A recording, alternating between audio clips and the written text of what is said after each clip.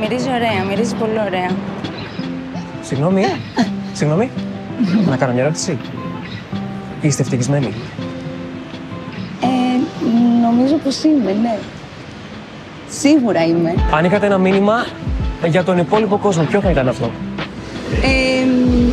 Να είναι συγκεντρωμένοι στο τώρα και νομίζω να κοιτάξουν λίγο μέσα τους, λίγο έξω τους, κάτι θα βρουν να τους κάνει ευτυχισμένους. Να ξυπνάς και να λες καλημέρα, να χαμογελάς, να κοιτάζεσαι και να απλώνεις το χέρι σε κάποιον που το έχει ανάγκη και μετά θα έρθει και η δική σου σειρά να πάρεις το χεράκι κάποιου άλλου. Και είσαι ευτυχισμένη? Ναι, είμαι ευτυχισμένη. Είναι σαν μαγνήτης σε όλα τα όμορφα. Είναι μαγνήτης. Αν το καλοσκεφτείς, είναι τρελό που είμαστε ζωντανοί. Τι εννοείς είναι τρελό που είμαστε ζωντανοί? Ότι κανένας μας δεν το ζήτησε και να που είμαστε όλοι εδώ. Και σε κάνει ευτυχισμένη το ότι είσαι ζωντανή? Εντάξει, προφανώς και έχω και δύσκολες μέρες, αλλά απ' την άλλη, χωρίς αυτές,